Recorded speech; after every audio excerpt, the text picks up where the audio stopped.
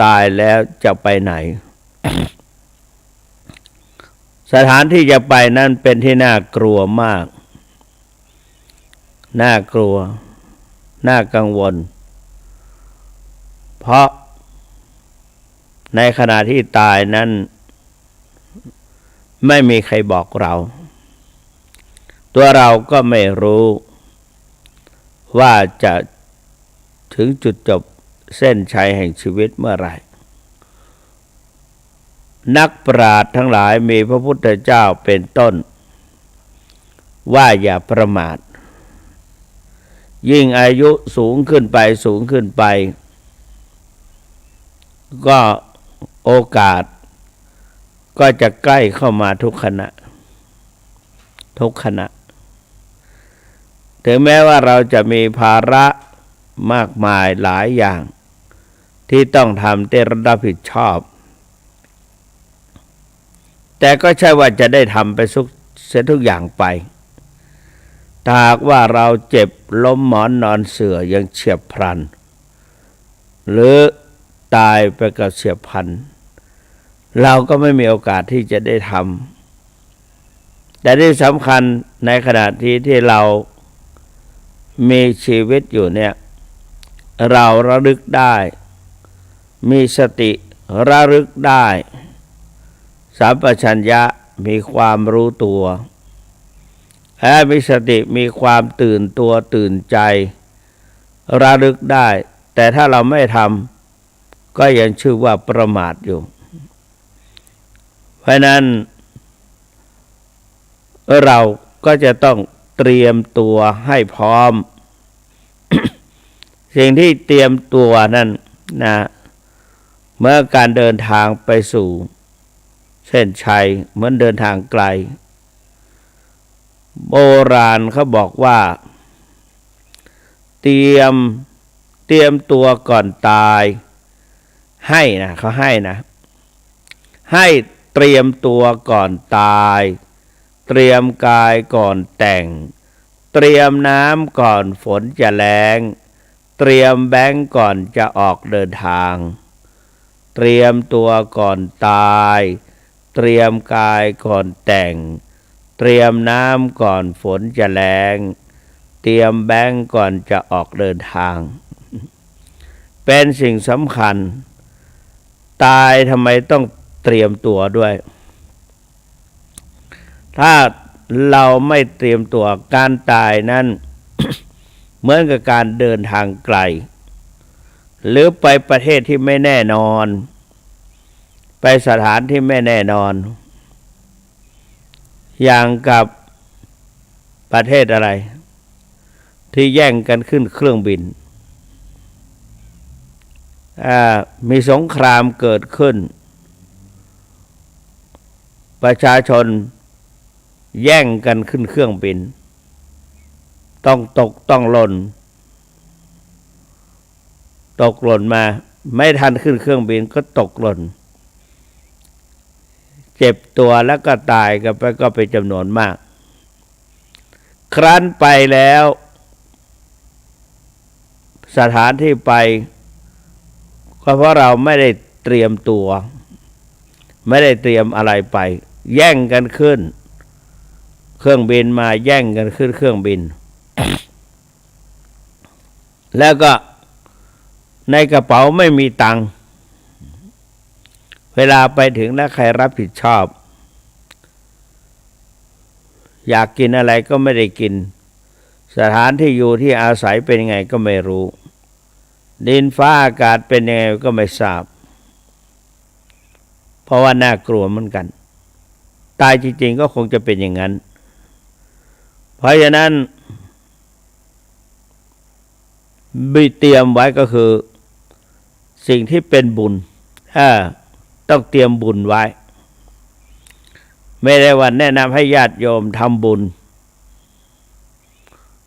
สิ่งที่จะเกิดบุญเกิดกุศลอย่างเดียวนี้ก็ยังได้บุญอาตมาก็ไม่ได้รู้ว่าโยมอยู่ตรงไหนบ้างท่านผู้ฟังอยู่ตรงไหนบ้างไม่ได้รู้แต่ก็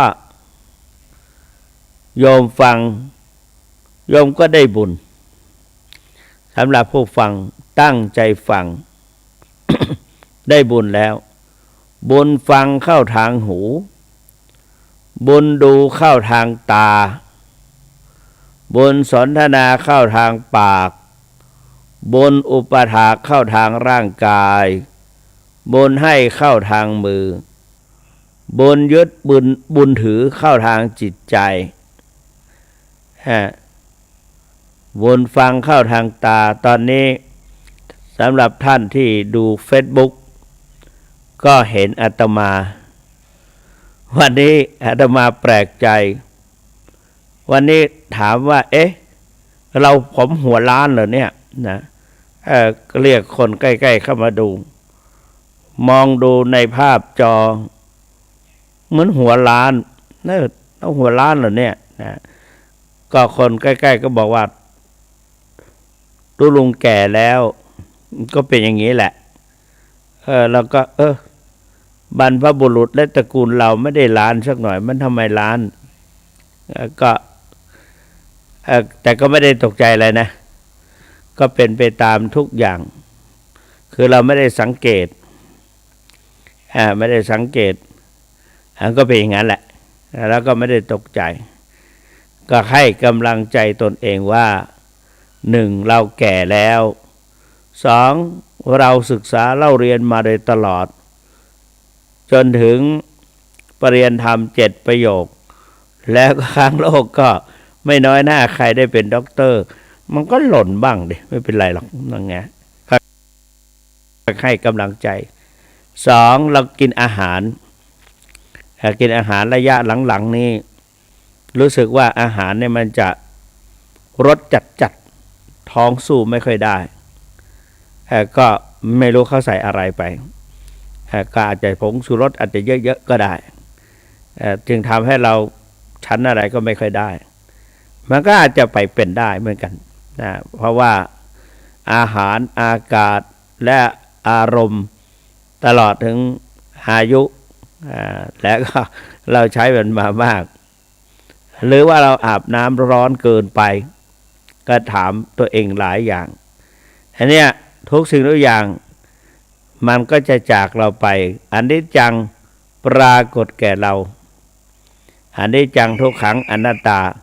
ปรากฏแก่เราทุกขณะแล้วเพราะฉะนั้นจึงไม่แปลกอะไรโรคภัยไข้เจ็บก็มาเยือนโดยเฉพาะเข่านะก็รู้ว่าเข่าระยะนี้ไม่ค่อยไหวก็ทำไมปวดทำไมเจ็บข้างในอย่างเงี้ยก็แล้วก็บอกว่าก็มันใช้เยอะแล้วมันก็ต้องเป็นอย่างนี้ นี่แหละพยาธิธัมโมหิเรามีความเจ็บไข้เป็นธรรมดาพยาธิอนัตติโตไม่สามารถจะล่วงพ้นความเจ็บไข้ไปได้รถเนี่ยรถซื้อใหม่ขับไปขับมาไม่ถึง20 ปี10 ปีกว่าเริ่มแล้วต้องเปลี่ยนตรงนั้นเปลี่ยนตรงนี้มันไม่เปลี่ยนมันก็ดังเอาไปเปลี่ยนก็คนซ่อมก็บอกว่าตรงนั้นตรงนี้มันต้องมันก็เป็นอย่างนั้นของมันก็ต้องอยากให้มันดีก็ต้องเปลี่ยนแต่มันเป็นรถยนต์อะไรมีแต่ว่าร่างกายไม่มีอะไรร่างกายไม่มีอะไรเพราะฉะนั้นเนี่ยเตรียมตัวเขาเรียกว่าเตรียมตัวให้มองเห็นเป็นอนิจจังทุกขังอนัตตาคนอินเดียในสมัยแต่ก่อนพอเห็นไปดูกระจกพอเห็นผมเปลี่ยนสีคิ้วเปลี่ยนสีหนวดเคราเปลี่ยนสีงอกขึ้นมาปรากฏก็ออกไปบวชเป็นนักพรตบำเพ็ญพรตอยู่ในป่าเป็นส่วนมากเป็นประเพณีนิยมของคนสมัยแต่ก่อนของคนอินเดียในสมัยแต่ก่อนเป็นอย่างนี้ ในอรรถกถาคือพระธรรมบทเป็นอย่างนี้หลายๆเรื่องขนาดเจ้าฟ้าเจ้าแผ่นดินมีพระราชาเวททีปกะและปรันทกะปรันตเวททีปกะปรันทกะปรันก็แล้วกันปรันตปะเวททีปกะปรันตปะเวททีปกะเนี่ยสององค์ก็ออกไปบวชก็เป็นเรื่องที่มาของพระเจ้าอุเทนขึ้นมาจนได้เราก็แปลกันในภาคสองในเรื่องสามาวดีมีเรื่องของพระเจ้าอุเทนแทรกอยู่นางมาคันธยานางสามาวดีอย่างนี้เป็นต้นนี้ก็คือเป็นเรื่องอดีตนิทานเพราะนั้นอันนี้เกี่ยวกับเรื่องสังขารออกไปบวชแล้วบวชดีมีสติประคับประคองตัวก็สามารถไปรอดแล้วแต่บุญแต่วาสนาอีกอย่างหนึ่งเล่าให้ฟังก็ได้พอมาเล่าถึงตอนนี้เล่าให้ฟังสิเลยในเรื่องมีอยู่ว่าพระราชาสองพระองค์เนี่ยเป็นพระสหายกันออกไปบวชอยู่ในป่าหิมพานต์เป็นนั้นว่าป่าหิมพานต์ก็แล้วกัน พอไปบวชแล้วพระราชาสองพระองค์นั้นก็ไปบวชด้วยกันพอไปบวชก็นั่งคุยกันสนทนาด้วยกันคนเราเมื่อตอนแรกนะทัศนะตรงกันเพื่อจุดหมายมุ่งหมายอันเดียวกันคือเรียกว่าบวชหาโมกขธรรมเพื่อบรรลุโมกขธรรมแล้วจะได้นำตนให้หลุดพ้นแล้วก็ขึ้นไปเกิดบนสวงสวรรค์เป็นชีวิตอมตะไม่ต้องเวียนว่ายตายเกิดแต่พออยู่ด้วยกันนานๆเนี่ยจุดประสงค์มุ่งหมายก็เริ่มปรากฏว่าเราบวชด้วยกันนานๆอยู่นานๆเนี่ยคุยกันทุกวันมันก็ไม่สู้ไม่บวชเสียดีกว่าเหมือนไม่บวชก็ตกลงพอดีมีภูเขาอยู่สองลูกสูงพอๆกันหลวงพี่อยู่ลูกโน้นผมจะอยู่ลูกนี้ลูกโน้นไปบวชอยู่ไปขึ้นไปอยู่ข้างบน ทุก15 วันทุก15 วันตอนกลางคืนมาท่านจงจุดคบเพลิงผมเห็นไฟของท่านผมก็รู้ว่าท่านมีชีวิตอยู่ท่านเห็นคบเพลิงของผมท่านก็รู้ว่าผมมีชีวิตอยู่ตกลงปลงใจกันก็ไปบวชเวททีปกะบวชแล้วก็ได้บรรลุมรรคผลสำเร็จไปเกิดบนสวงสวรรค์ส่วนปรันตปะองค์ใดองค์หนึ่งแหละนะเวททีปกะกับปรันตปะเนี่ยองค์ใดองค์หนึ่งได้บรรลุอีกวันหนึ่งไม่นานก็องค์นั้นไม่เห็นแสงไฟองค์หนึ่งไม่เห็นองค์ที่ไม่มีแสงไฟปรากฏก็คงจะได้ถึงก็แล้วดับชีพไปแล้วทิ้งสังขารไปแล้วนะก็คงไปเกิดบนสวงสวรรค์เพราะท่านได้ตั้งใจมุ่งมั่นประพฤติปฏิบัติธรรมอีกองค์หนึ่งสมมติว่าเป็นเวททีปกะก็แล้วกันพอนึกได้ไม่ได้ไปคนฉุกคิดขึ้นมาได้ ก็เอาเหตุนี่แหละเป็นปัจจัยพูดให้ฟังก็เวททีปกะนั้นอยู่ลูกนี้ยังไม่ตาย ก็ยังบำเพ็ญสมณธรรมอยู่วันหนึ่งทานอาหารมันรู้สึกว่าไม่ค่อยมีโอชารสรู้อยู่ว่าในป่าดงดิบนั่นแหละมีต้นไม้ต้นหนึ่งต้นใหญ่มากก็ตามปกติก็จะไปเอากระดูกสัตว์ต่างๆซึ่งนกอินทรีหรือนกหัสดีลิงนกหัสดีลิงนกอินทรีก็คงไม่ใหญ่โตเท่าไหร่เอานกหัสดีลิงดีกว่านกหัสดีลิงเนี่ยไปนำมากินซากสัตว์ต่างๆเป็นกวางเป็นอะไรต่างๆเป็นกวางเป็นสัตว์ที่สามารถเอามากินได้เอามากินแล้วก็ทิ้งกระดูกมันไปไว้ที่โคนลงพื้นดินพระราชานามว่าเวททิปกะก็ไปเอามาแล้วก็เก็บเอากระดูกที่ใหม่ๆเอามาก็มาล้างน้ำล้างอะไรแล้วก็ใช้อะไรทุบก้อนหินทุบเอาต้มกับผักกับอะไรก็ได้โอชารสขึ้นนะทำให้กินข้าวได้กินข้าวลงอาหารอร่อยขึ้นวันหนึ่งคืนวันกลางวันนั้นกลางวันรุ่งเช้านี่ก็เริ่มหน้าหนาวมาแล้วก็คงฤดูกาลนี่แหละ พระราชากับพระมเหสีหรือว่าพระราชินีก็ไปผิงแดดอ่อนว่าพระมเหสีก็ทรงครรภ์10 เดือนครรภ์แก่แล้วก็ไปนั่งผิงแดดด้วยกันที่พระลานหลวงในขณะที่ผิงแดดอ่อนอยู่นั่นพระราชาก็ทรงใส่ผ้ากันหนาวเสื้อกันหนาวสีลายมีลวดลายมองดูก็อยู่ข้างบนมองดูก็เหมือนสัตว์ตัวหนึ่งในขณะนั้นพระมเหสีก็ถอดเอาผ้า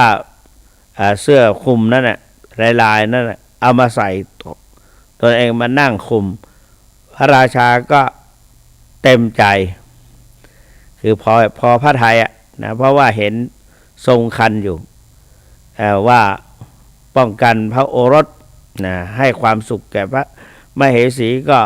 ความสุขนั้นก็จะไปถึงพระโอรสในขณะที่นั่งคุยกันไปคุยกันมาหยอกเย้ากันไปหยอกเย้ากันมาพระมเหสีก็ถอดเอาพระธรรมรงค์ซึ่งเป็นพระธรรมรงค์ประจำตระกูลของพระราชามาสวมใส่มือตนเองพระราชาก็ไม่ว่าอะไรในขณะที่หยอกเย้ากันไปหยอกเย้ากันมานั่งสนทนากันไปสนทนากันมาก็มีนกหัสดีลิงโฉบลงมาโอ้มองดูแล้วก็เหมือนกับเครื่องบินตกลงมานะพระราชาก็ตกพระทัยพระราชินีก็ตกพระทัยเหมือนกันคือสะดุ้งตกใจพระราชานี่ไม่มีท้องนี่ไม่มีคันนี่ทรงลุกขึ้นก็ทรงวิ่งไปอย่างเข้าที่กำบังส่วนมเหสีไม่ทันแล้วก็จะวิ่งก็ไม่ได้เพราะว่าตัวเองทรงครรภ์10 เดือนก็ถูกนกอินทรีโฉบลงมาแล้วก็เอาเล็บโฉบไปแล้วก็อยู่ในกรงเล็บไม่ได้ถูกต้องกายก็อยู่ในกรงเล็บนกอินทรีแล้วนกหัสดีลิงนี่ก็พาไปบินไปเข้าไปบินไปไกลมากเข้าไปป่าหิมพานต์ไปที่ต้นไม้ พระมเหสีก็ธรรมดานกหรือสัตว์ทั้งหลายพอได้ยินเสียงผู้หญิงกรี๊ดก็จะตกใจก็จะปล่อยกรงเล็บเมื่อปล่อยกรงเล็บแล้วก็หล่นลงเราตายไม่ว่าเพราะโอรสจะตายด้วยไม่ได้ลูกเราจะตายไม่ได้ ราะรู้แล้วว่าเป็นพระโอรส ทรงพระทำนายทรงหมอตรวจดูแล้วโหนตรวจดูแล้วการทรงครรภ์นั้นเป็นพระโอรสก็จะรักษาพระโอรสหรือลูกไว้ก็รอให้พอนกหัสดีลิงก็พาไปป่าหิมพานต์นิทานก็คือนิทานนะก็เข้าไปสู่มันก็มองซ้ายมองขวาจะเริ่มจะกินก็ปล่อยไว้บนคาคบไม้ปรากฏว่าคาคบไม้นั้นใหญ่มากใหญ่มากๆเหมือนกับพื้นห้องใหญ่ๆกิ่งคาคบไม้เนี่ยเหมือนกับพื้นห้องใหญ่ๆถ้าไม่ใหญ่ก็นกหัสดีลิงก็คงลงจับไม่ได้เป็นต้นไม้ใหญ่มากก็นกหัสดีลิงก็พาไปไว้ตรงนั้นก็เริ่มจะกินนางก็ตบมือร้องสุดเสียงนกหัสดีลิงตกใจบินหนีไปไม่หันกลับมามองอีกเลย ในกลางคืนนั้นในขณะที่เวททิปกะดาบทก็เวททิปอันลปกะเทพวิกาอันพระราชานั้นชื่อว่าปลันตปะนะปลันตปะนึกได้เดี๋ยวนี้พระราชาพระนามว่าปลันตปะก็ลักจบไม่พูดละพูดต่อไปดีกว่าก็พอพระราชินีตะโกนแล้วไม่มาแล้วพระเทวีได้ก็ประชวรพระคันแล้วก็คลอดเป็นพระโอรสข้างบนคาคบไม้บนคาคบไม้เป็นพระโอรสชื่อว่าบนคาคบไม้ จากนั้นก็รุ่งเช้าเวททิปกะดาบทก็มาพอมาแล้วก็ได้ยินเสียงเด็กร้องไห้ข้างบนก็มองดู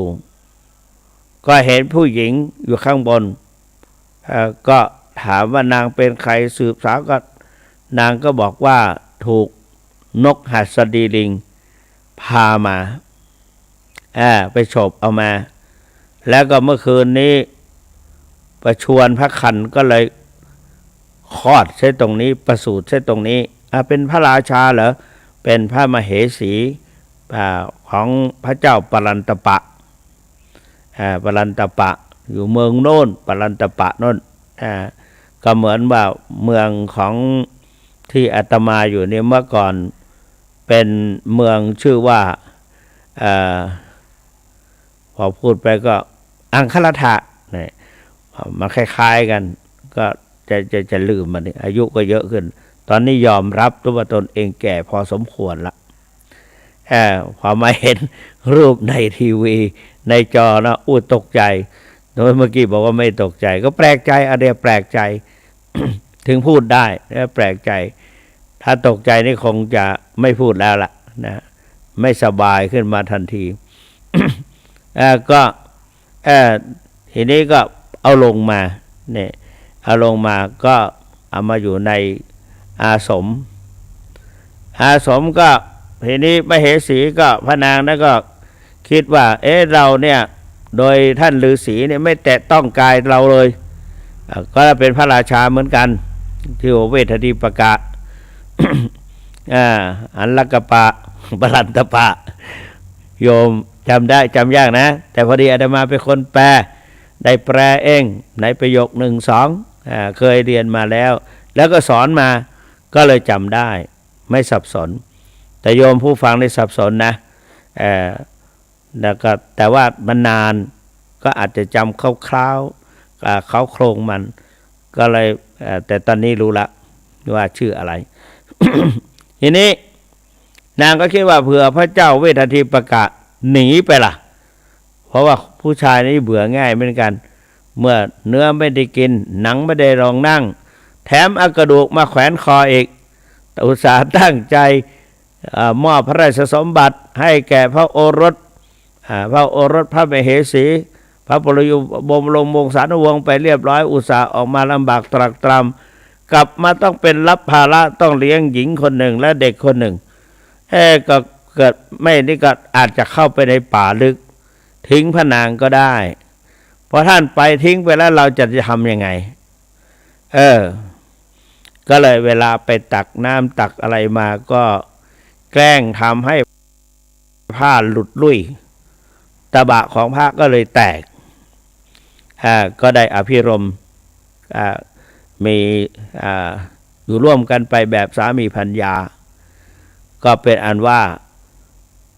พระเจ้าเวททิปกะก็หรือว่าณเวททิปกะไม่ต้องบรรลุแล้วจบเพียงแค่นั้นแต่ก็ยินดีอยู่ด้วยกันถือว่าเป็นกรรมก็เลี้ยงส่วนพระโอรสนั่นก็ถวายพระนามว่าพระเจ้าอุเทนตอนนั้นก็ไม่ใช่พระเจ้าเราเรียกว่าอุเทโนอุเทนะกุมาโลก็เป็นกุมารชื่ออุเทนอุเทนะก็อาจจะแปลเกี่ยวกับว่านกหัสดีลิงนำมาเนี่ยประมาณเนี้ย เขาไม่ได้ไปอ่าน ทบทวนที่เขาขยายก็เป็นอันว่าได้ถูกนำพัดภาคจากเมืองมาโดยนกหัสดีลิงก็แล้วก็มาประสูติในป่าบนคาคบไม้ก็เลยตั้งชื่อขนานพระนามว่าอุเทนกุมารอันนี้ก็คือพูดให้ฟังนะอุเทนกุมารเนี่ยก็นี่เล่าให้ฟังเรื่องมันก็ยาวยาวจะเป็นนิทานแต่ว่าทีนี้เรามาพูดถึงว่าคนเราทั้งหลายนั่นมันไม่แน่นอนแล้วก็เป็นไปตามกฎตามกรรมทีนี้มาพูดถึงเกี่ยวกับชีวิตของเรานั้นที่มันยังมีอยู่นี่นะมาสอนตัวเองด้วยนะเนี่ยนั่งสอนตัวเองด้วยเพราะว่าก็เหตุการณ์ที่เล่ามาแม้แต่อาหารการกินก็เป็นยังไงก็เล่ามาให้ฟังก็เตือนตนพระพุทธเจ้าตรัสว่าอัตตนาโจทยัตตานังจงเตือนตนด้วยตนเองปฏิมังเสตมัตนาจงพิจารณาตนด้วยตนเองอัตนาอัตนังโอวะไทยะพึงโอวาทตนด้วยตนเองเหมือนกับเตือนตนด้วยตนเองมีคำกรอนคำหนึ่งว่าตนเตือนตนของตนให้พ้นผิดตนเตือนจิตตนได้ใครจะเหมือนตนเตือนตนไม่ได้ใครจะเตือนอย่าแช่เชือนลืมเลือนเตือนตนเองเหมือนกับ กลอนบทหนึ่งบอกว่าบอกคำว่าคนตายสอนคนเป็นว่าท่านทั้งหลายที่ยังมีชีวิตอยู่พึงรับรู้ว่าคืนวันที่ผันผ่านมันไม่ใช่ทางคราวที่ยาวนานมัจจุมานตามติดอยู่ชิดตัวมัจจุมานก็คือความตายตามติดอยู่ชิดตัวหายใจเข้าไม่หายใจออกตายหายใจออกไม่หายใจเข้าตายเงี้ยขนาดตัวของเรานะไม่หายใจออกอย่างเฉียบพลันอย่างโยมแม่ของอาตมาโยมแม่ของผมของอาตมาตอนวันนั้นเป็นวันเดือนยี่เพ็ญเดือนยี่เพ็งแกก็ไม่ประมาทนะกลางวันนั้นไปฟังเทศน์มหาชาติซึ่งในปีนั้น2553น้องชายคนเล็กกลับจากกรุงเทพย้ายมาอยู่ในครอบครัวมาอยู่กับแม่ซึ่งแม่อยู่คนเดียวอยู่แล้ว แม่ก็ดีใจ แต่เรื่องอื่นไม่พูดถึงแล้วนะพูดถึงที่วันจะตายวันเดือนยี่เป่งนั้นเราก็มีเทศแถววัดหัวมุงนี่แหละวัดหัวมุงหรือวัดอะไรในแถวใกล้ๆนั่นแหละก็ไปเทศแล้วก็ให้น้องชายเอารถไปส่งน้องชายมีรถตู้ เอารถไปส่งกลับมาแล้วก็ไปแวะหาโยมแม่หน่อยไปก็พอไปเทศแล้วก็นอกจากนั้นน้องก็ไม่มีน้ำมันเราก็ใส่ให้เต็มถังเอาเต็มถังเลยรถตู้ไม่มีน้ำมันพอมารับแล้วก็บอกน้ำมันไปไม่ได้แล้วไม่มีน้ำมันแล้วเอาใส่น้ำมันให้เต็มถังก็ปรากฏว่า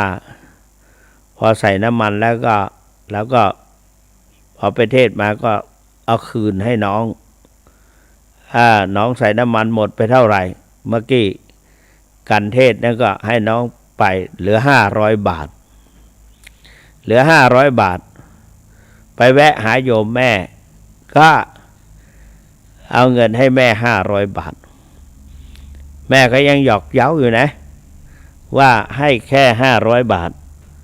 มันจะพอใช้เหรอว่างั้นทำไมให้น้อยจังก็บอกว่าตอนนี้มันวันที่21อยู่21พฤศจิกายนพุทธศักราช2553ก็ยังเหลืออีกเดือนยังเหลืออีกไม่ใช่เดือนเหลืออีกกี่วันแล้วก็สิ้นเดือนมาเนี่ยตอนนั้นเรารู้หมดว่าให้แม่เดือนละ 5,000 จะทบให้เลยแม่ให้10,000นึงแม่ก็บอกว่าอย่าว่า10,000เลย500เนี่ยที่ให้เนี่ยแม่ยังจะได้ใช้หรือเปล่าก็ยังไม่รู้เราก็บอกว่าทำไมพูดอย่างนั้นพูดเป็นลางไปได้แม่ยังขึ้นสู่วิหารลงวิหารได้ยังไปฟังเทศอยู่ฟังเทศอยู่แม่ก็ไม่รู้นะความคิดเป็นอย่างนั้นนะความคิดเป็นอย่างนั้นพอรุ่งเช้าขึ้นมาวันที่22 6 โมงแม่ก็หมอว่านะหัวใจล้มเหลวด้วยเฉียบพลันก็ไม่มีใครความจริงแล้วโรคของแม่เนี่ยถ้าได้อมอะไรยาอะไรนะอย่าเขาไปได้อมซะหน่อยก็ไม่ต้องถ้าว่าแม่มีอาการเช่นนั้นให้เอายาเนี่ยอมไว้ใต้ลิ้นว่างั้นนะสงสัยเบาหวานลดลงอย่างเงี้ย หัวใจล้มเหลวโดยเฉียบพลันก็น้องแต่ว่าอาการอย่างนี้ที่หมอสั่งเนี่ย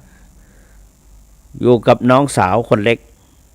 ใกล้คนเล็กเนี่ยพี่สาวของคนสุดท้องเนี่ยเขาเป็นคนที่6คนที่7มาแทนไม่รู้เรื่องแล้วก็น้องสาวก็ไม่บอกยาได้อยู่ข้างในบ้านนั่นแหละน้องสะใภ้ก็ไม่รู้น้องสะใภ้ก็ไม่รู้น้องชายก็ไม่รู้น้องชายนอกจากนั้นน้องชายทั้งนั้นเลยด้วยกันไม่รู้น้องสาวคนเล็กไม่อยู่พอขึ้นมาก็ไม่ทราบความเหตุการณ์เช่นนั้นก็เอาขึ้นรถแต่ว่าหมอบอกว่าหัวใจล้มเหลวด้วยเฉียบพลันก็แปลว่าตายโดยยังไม่ได้รักษา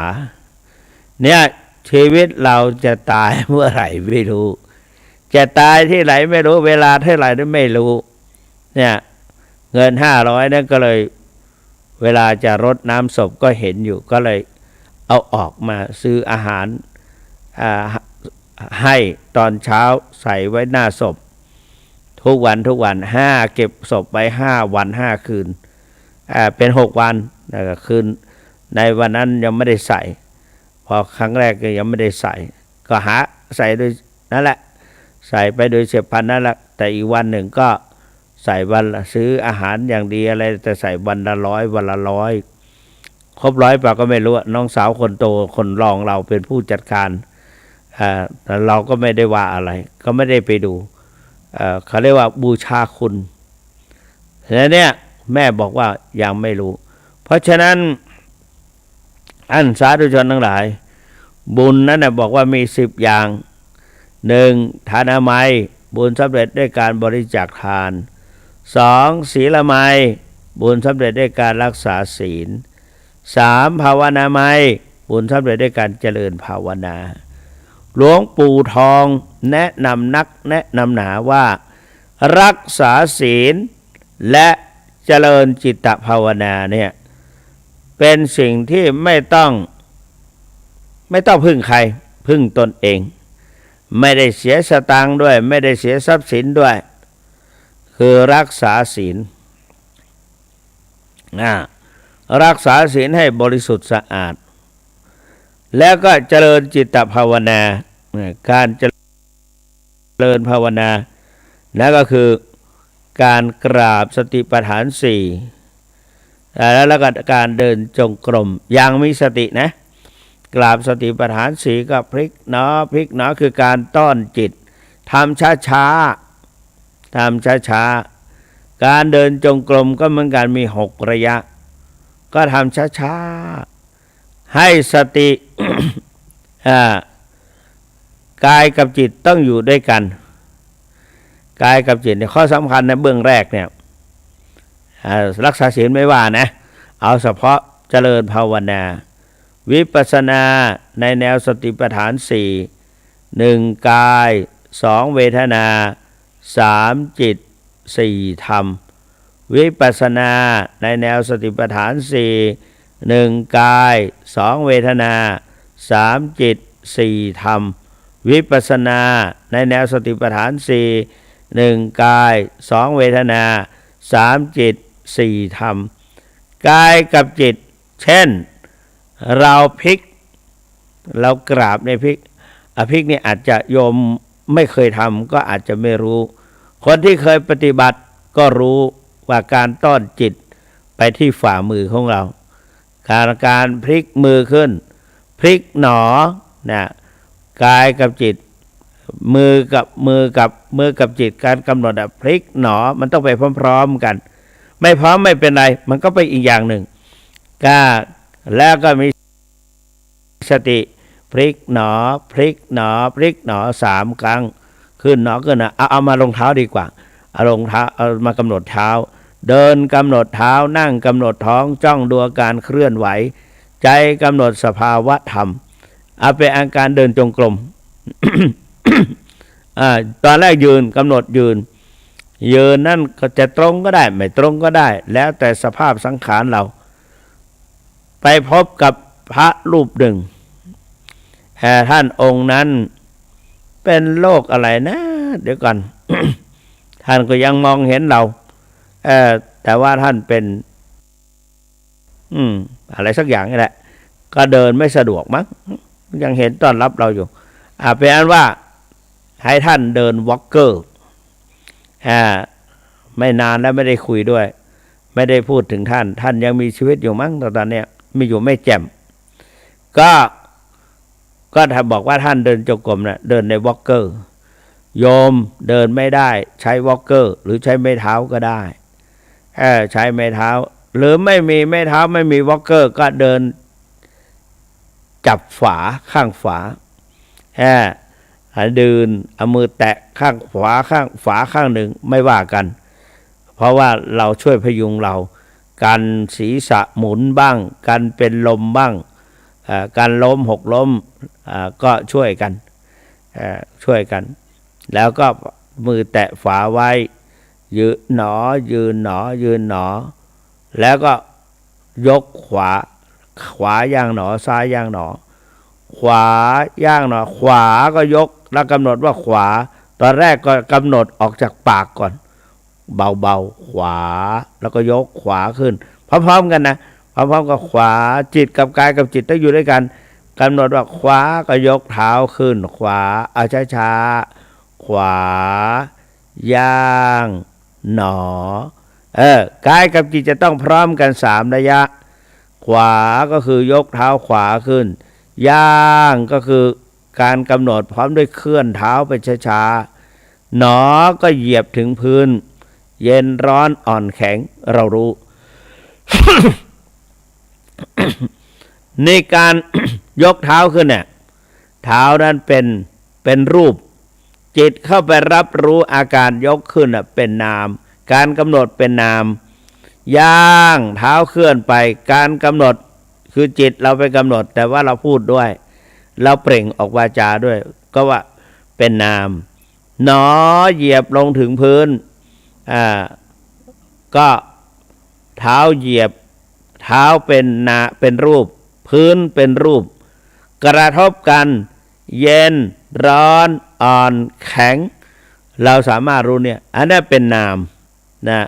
เป็นนามเนี่ยซ้ายก็เหมือนกันซ้ายย่างหนอนี่เราสามารถแยกถ้าเราค่อยๆกำหนดไปค่อยๆกำหนดไปนี่เราสามารถ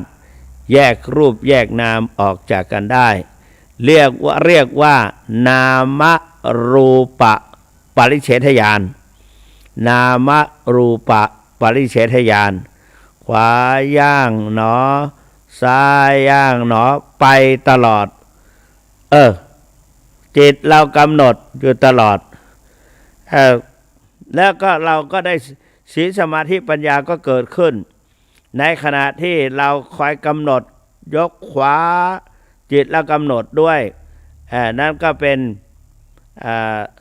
เรียกอะไรเป็นศีลนะเป็นศีลเป็นตัวศีลในขณะกำกับจิตที่แนบแน่นอยู่กับการยกขึ้นนะกับการที่จิตแนบแน่นกับการยกขึ้นเป็นสมาธิตัวที่เข้าไปกำหนดรู้ยกขึ้นเป็นตัวปัญญาไตรสิกขาเกิดขึ้นแล้วได้ศีลสมาธิปัญญาเพียงแต่ยกขึ้นเฉยๆแล้วกำหนดเป็นศีลสมาธิปัญญาเคลื่อนไปเท้าเราเคลื่อนไปจิตพยายามพยุงกายให้เคลื่อนไปเป็นตัวศีลจิตที่แนบแน่นกับการเคลื่อนไปนั้นเป็นตัวสมาธิตัวรู้ว่าเท้าเคลื่อนไปนั้นก็เป็นตัวปัญญานี่ไตรสิกขาเกิดขึ้นแล้วศีลสมาธิปัญญาตนเหยียบลงเหยียบหนอนะครับไม่เราไม่เหยียบหนอขวาย่างหนอนั้นเราเหยียบลงเหยียบพยายามเหยียบลงนั้นเป็นตัวศีลตัวจิตที่แนบแน่นอยู่กับการลงเหยียบนั้นเป็นตัวสมาธิตัวที่เข้าไปรู้ไปสัมผัสนั้นเป็นตัวปัญญานี่แสดงว่าเราได้ศีลสมาธิปัญญาศีลสมาธิปัญญาทำให้เกิดอะไรทำให้เกิดอริยะมีองค์8เห็นไหมมีอริยะมีองค์8ตัวศีลเรียกว่าสัมมากัมมันตะสัมมาวาจาสัมมาอาชีวะกัมมันตะเนี่ยทำการงานสัมมาวาจาแล้วก็กำหนดเอาปากกำหนดนั่นแหละแล้วก็สัมมาอาชีวะตอนนี้เราก็เลี้ยงชีพในการที่ให้อาหารธรรมะแก่จิตใจเป็นอาชีพนักปฏิบัติในขณะที่เนี่ยอันนี้เป็นตัวศีลตัวสมาธิก็สัมมาสติสัมมาวายามะเรามีความเพียรพยายามสัมมาวายามะสัมมาสติเราระลึกตลอดสัมมาสมาธิตั้งมั่นไม่ไปไหนด้วยตัวสัมมาเห็นไหมเป็นตัวสมาธิตัวปัญญาล่ะสัมมาทิฏฐิปัญญาเห็นชอบคือเห็นอยู่ในการเคลื่อนไหวเห็นชอบคืออริยสัจสี่ทุกข์สมุทัยนิโรธมรรคสัมมาสันติสัมมาทิฏฐิปัญญาเห็นชอบก็คือเห็นอริยสัจสี่นั่นแหละเห็นการก้าวไปในกับศีลตัวศีลสมาธิปัญญาแหละได้อริยมรรคมีองค์8ไปในตัวพระพุทธเจ้าตรัสรู้อริยสัจสี่และก็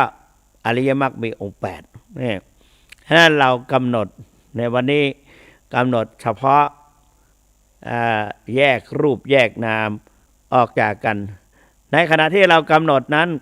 เวทนาเกิดขึ้นเวทนาเกิดขึ้นทางทวารทั้ง5ทางตาทางหู ทางจมูกทางลิ้นทางกายแล้วก็ทางใจเราด้วยทางลิ้นทางกายก็เกิดขึ้นแล้วกำหนดรู้ทุกอย่างเห็นไหมเราก็ขึ้นชื่อว่าเป็นการอริยมรรคมีองค์8เกิดขึ้นแก่เรา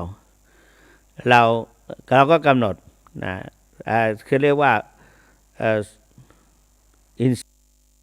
รีย์ทางตาหูจมูกลิ้นกายใจเราก็เวทนาก็เกิดขึ้นนิมิตก็อาจจะเกิดขึ้นก็ได้ในขณะที่ทำไปนั้นนิมิตอาจจะเกิดขึ้นก็ได้นิมิตก็ได้เห็นรูปก็เกิดขึ้นนะทีนี้เราก็กำหนดขึ้นนะเพราะเราทางกายทางวาจานะแล้วสิ่งเหล่านี้เราเกิดขึ้นแก่เรานี่เรียกว่านามรูปะปริเฉทญาณเห็นเป็นรูปจิตเข้าไปรับรู้เป็นนามได้ยินเสียงเป็นรูปจิตเข้าไปกำหนดรับรู้เป็นนามรูปเสียงกลิ่นในขณะที่ทำอาจจะได้กลิ่นอะไรก็ได้กลิ่นเป็นรูปจมูกก็เป็นรูปจิตเข้าไปรับรู้เป็นนามรสรูปเสียงกลิ่นรสนี่เราอาจจะเรอออกมารสก็อาจจะเปรี้ยวหรือเผ็ดหรืออะไรก็แล้วแต่ก่อนจะมานี่ก็เหมือนกันยังถามถึงลูกอมอยู่เลยท่านมีลูกอมให้ผมอมไหมเงี้ยรู้สึกว่าก่อนที่จะมาเนี่ยแรกๆก็คือนั่งหลับก็เตรียมตัวจะมาเนี่ยก็นั่งหลับพอถึง3 ทุ่มมาก็นอนดีกว่าเดี๋ยวเขามาปลุกแต่ว่าไปนอนแล้วเนี่ยมันก็แล้วลุกขึ้นมา3 ทุ่มครึ่งลุกขึ้นมาก็เหมือนกับเรากำลังเคลิ้มหลับครึ่งตื่นแต่ใจเรานั้นว่าจะมาพูดที่นี่ก็ดูเหมือนกับว่าหลับซ้อนหลับฝันไปด้วยเราพยายามต่อสู้ให้ลืมตามันไม่ลืมลืมตาก็ไม่ลืมทำไมเราไม่ลืมตาไม่ขึ้นเงี้ยทำไมตาเรามองไม่เห็นเงี้ย หลับอยู่แล้วก็มันฝันซ้อนฝันแล้วก็พูดให้กับพระหลวงพี่ไพฑูรย์ได้ทราบว่าเหตุการณ์นี้เกิดขึ้นจึงทำให้นึกถึงเกิดขึ้นวันนี้ก็นึกถึงอนิจจสัญญาและก็มรณสติสาเหตุที่นำมาพูดวันนี้ก็ว่าไม่แน่นะแล้วเราอาจจะไม่รอดก็ได้ยังมองไปเห็นรูปภาพที่เขาวาดให้รูปใหญ่พอสมควรก็ว่าถ้าเราตายเนี่ยเขาก็จะต้องเอารูปภาพเนี่ยไปตั้งไว้ก็เลยนึกขึ้นมาวันนี้นึกถึงมรณสตินึกถึงความตายสบายนักมันหักรักหักหลงในสงสารบรรเทามืดโมหันอันธการทำให้หายสะดุ้งไม่ยุ่งใจหลวงพี่ไพฑูรย์บอกว่ารับรองว่าท่านเจ้าคุณกลับไปนี่อาจจะไม่หลับก็ได้เพราะว่าคุยให้ฟังนี่อาจจะนี่ก็ไม่รู้เหมือนกันอาจจะดูหนังสือดูอะไรต่างๆบทอะไรต่างๆแล้วก็เอาไปพูดในตอนเช้าพรุ่งนี้ตี 4:30อาจจะเป็นได้ก็ได้อาจจะเป็นก็ได้แต่ว่าความกังวลนะไม่ใช่หรอกไม่มีหรอกนะผมก็ไม่ได้กลัวอะไรนะว่ามันใช้มาแล้วก็พิจารณาในตัวเองว่าก็อยากได้อะไรก็ได้หมดแล้วเหมือนกันสำเร็จหมดแล้วให้กำลังใจตัวเองสำเร็จหมดแล้วเนี่ยนะก็จะเอาอะไรอีกเนี่ยก็การดำเนินชีวิตมาวันนี้พูดถึงเรื่องตายไม่แน่นะแล้วก็ไม่ประมาทพูดให้ญาติโยมฟังด้วยสำหรับท่านที่ทั้งหลายที่ยังคือยังคิดว่าเรายังไม่ตายเรายังไม่ตายก็พอถึงคราวตายมามันไม่มีอะไรจะห้ามได้ว่าท่านทั้งหลายยังมีชีวิตอยู่พึงรับรู้ว่าคืนวันที่ผ่านมันไม่ใช่ทางคราวที่ยาวนานมัจจุมานตามติดอยู่ชิดตัวเนี่ย พึงรีบสร้างคุณงามความดีเถิดจะประเสริฐกว่าก่อกรรมและทำชั่วอย่ามัวหลงสิ่งเลวทรามความมืดมัวหลงเกิดกลัวอกุศลจนลืมตายเมื่อถึงคราวดับชีวังดังเรานี้จะไม่มีคุณงามค่าความหมายเพราะฉะนั้นก่อนชีพรับดับจิตตายพึงขวนขวายความดีเถิดประเสริฐเอ่ยใช่เราก็เหมือนกับเราจะเดินทางไกลแล้วก็ถ้าเราทำความดีความดีนั่นก็จะเป็นทุนอยู่ที่จิตใจเราแล้วก็พอตายปุ๊บเราก็อาจจะได้พบที่ดีๆก็ได้เหมือนเรามีทุนอยู่ในกระเป๋ามีทุนอยู่ในบัตรเครดิตเงี้ย มีทุนอยู่ในธนาคารพอเราสมมติว่ามีทุนอยู่ในธนาคารเราแยกครอบครัวจากพ่อแม่มา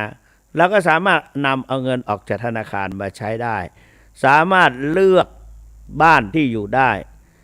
ไม่พูดไปพูดมาก็นึกได้ลูกสาวเป็นบุตรจะบุตรบุญธรรมก็ไม่ใช่อาตมาก็ไม่ได้เลี้ยงอะไรแต่ว่าเป็นญาติเป็นหลานของพี่ชายแม่โน่นอยู่ฝางโน่น แล้วก็หลานลูกหลานเขาหลานเหลนของแม่ก็ของอาตมาก็เป็นหลานก็เด็กๆก็รู้จักกันพ่อแม่เขาพาไปแล้วก็เขาท่านแนะนำให้รู้จักให้มากราบมาไหว้เราก็ป้องกันตัวเองด้วยแล้วก็ให้เรียกว่าเจ้าคุณพ่อต่อมาเขาก็มีครอบครัวกันแล้วก็เขาก็บอกว่าเจ้าคุณพ่อมาทำงานเป็นพยาบาลอยู่ที่สวนปรุงเชียงใหม่สวนปรุงเชียงใหม่อยู่บ้านราชการทางราชการบ้านของข้าราชการมาหลายปีละก็อยู่ไปก็อย่างนั้นนะแกว่างั้นนะก็ไม่ได้คืออยู่ไปผลสุดท้ายว่าเราเนี่ยอายุก็เยอะขึ้นมาก็30-40แล้วมั้งก็อาจจะ30กว่าเนี่ยก็เลยคิดว่าน่าจะมีบ้านเป็นของตัวเองก็เลยมาสร้างบ้านอยู่ที่อำเภอหางดงเชียงใหม่ก็อยากจะให้เจ้าคุณพ่อเนี่ยถามวันว่าจะขึ้นไปนอนตอนนี้บ้านเสร็จแล้วขึ้นไปนอนวันไหนความจริงถ้าเสร็จแล้วก็นอนวันไหนก็ได้แต่ว่าเพื่อความสุขใจก็เอาแรม1 ค่ำก็แล้วกันหรือเอา1 ค่ำก็แล้วกันขึ้น1 ค่ำหรือแรม1 ค่ำนี้ก็ไม่ได้ดูก็เห็นเป็น1 ค่ำก็ว่า1 ค่ำช้างแก้วขึ้นสู่โรงธรรมในวันที่5นะที่จะถึงเนี้ย1 ค่ำช้างแก้วขึ้นสู่โรงธรรมก็ดีเหมือนกันเดือนออกเดือนขึ้นเพราะว่าเดือนยี่เพ็งเพิ่งผ่านไปเป็นเดือนดับเดือนนั้นก็เดือนดับแล้วก็เดือนดับวันเสาร์แล้วก็วันที่1 ค่ำก็วันอาทิตย์ก็จะขึ้น1 ค่ำในวันอาทิตย์นะก็เพราะฉะนั้นก็ขึ้นแล้วก็วันส่วนวันขึ้นวันคือไปทำบุญจริงๆจะถามเจ้าคุณพ่ออีกวาระหนึ่งเนี่ยคนเราทั้งหลายถ้าตายไปแล้วเรามีทุนมันก็ไม่ต่างอะไรกับลูกสาวของท่านเจ้าคุณพ่อที่ได้บ้านเป็นของตัวเองเราได้ทำความดีรักษาศีลเจริญสมาธิภาวนาก็อาจจะได้บ้านที่ดีๆอย่างน้อยก็1รูปร่างและรูปร่างที่แข็งแรงพอหุ่นดีหุ่นงามแล้วก็แข็งแรงไม่มีโรคภัยไข้เจ็บแถมได้มาเกิดในสกุลที่ดีหน่อยมีคนมีศีลมีธรรมมีกินมีใช้มีสติปัญญาเฉลียวฉลาดเงี้ยก็อาจจะเป็นได้เพราะฉะนั้นเหลืออีก3 นาที0817830215เปิดสายให้แล้วเมื่อกี้ปิดใครมาลองก็ไม่รู้เลยปิดสายเสีย0817830215หรือ3 นาทีใครที่จะมีใครโทรเข้าบ้าง0817830215ถ้าไม่มีก็จะพูดต่อไปใน3 นาทีนี้เอาช้าๆก็ได้มาแล้วเจริญพรเปลี่ยนใดวันนี้ฟังเปลี่ยนใดรุ่งป่งอันนี้จังอะ ยายกะนี่เป็นยายแล้วเนาะยายแดงกะนั่นน่ะแหละนั่นน่ะยายมันเป็นอย่างอันแต่น่ะเนี่ยเขาก็วันนี้เขาเกิดแปลกๆขึ้นมาเขาก็เกิดพอรูปที่เขาวาดให้เขานะโอ้รูปนี้ตั้งหน้าศพได้ อันนั้นน่ะ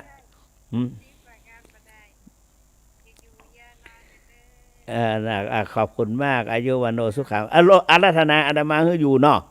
เออเออขอบคุณวันนี้ยายแดงอาราธนาให้เจ้าคุณจะไปฟังเตื้ออีเนาะขอบคุณจะพยายามมีฉันทะตั้งใจศึกษาเล่าเรียนตั้งใจเผยแพร่0817830215ยายแดงวางหูไปแล้วตอนนี้เหลืออีกนาทีหนึ่ง0817830215เหลือนาทีเดียวใครจะโทรเข้าไปหาเจ้าคุณเจริญพรเรียนเชิญถ้าเป็นตุลุงทุกพี่ทั้งหลายจะโทรไปหาเก้ากับผมก็ยินดีเนอะสามเณรก็ได้เพราะว่าสามเณรก็ฟังเหมือนกันวันนั้นเนรฟังมาจากวัดอะไรเดือนราชาวาสโทรเข้าไปโอ้ดีอกดีใจเนรก็ฟังของเรานะได้ยินตัวเจ้าทั้งหลายก็บอกว่าฟังอยู่เนอะถ้าจะคุ้นเนี่ยก็เมตตาโทรหาเก้ากับผมด้วยนะบอกว่าฟังเหมือนกันแต่ว่าต่อไปพรุ่งนี้ผมก็พูดอีกก็เขาจะพูดพรุ่งนี้ก็จะนำเอาวันนี้นำเอานามรูปะปริเฉทญาณเกี่ยวกับการปฏิบัติญาณ16วันนี้พูดเรื่องนามรูปะปริเฉทญาณพรุ่งนี้จะนำเอาอาการต่างๆเกี่ยวกับปัจจยปริคหายานมาพูดนะจะนำเอานามรูปะปริเฉทญาณมาพูดจบไปแล้วอาการเกิดขึ้นเช่นนี้แล้ววันพรุ่งนี้จะเอาปัจจยปริคหายานมาพูดให้ฟังว่าเป็นไงท่านทั้งหลายฟังวันนี้ก็นำเอาการประพฤติปฏิบัติแล้วก็สิ่งที่เกิดขึ้นซึ่งเรากังวลว่าเป็นอย่างนั้นอย่างนี้แท้ที่จริงแล้วมันเป็นญาณคือความรู้เกิดจากการประพฤติปฏิบัติของเราขออนุภาพคุณพระศรีรัตนตรัยกุศลผลบุญที่ท่านทั้งหลายได้ร่วมสดับรับฟังการบรรยายของท่านเจ้าคุณวันนี้จงรวมกันเป็นตบะเดชะอภิบาลคุ้มครองป้องกันปกห่มรักษาทุกท่านให้แคล้วคลาดจากพยันตรายภัยพิบัติมีความสุขสวัสดิ์ทุกทิวาราตรีเทินขอเจริญ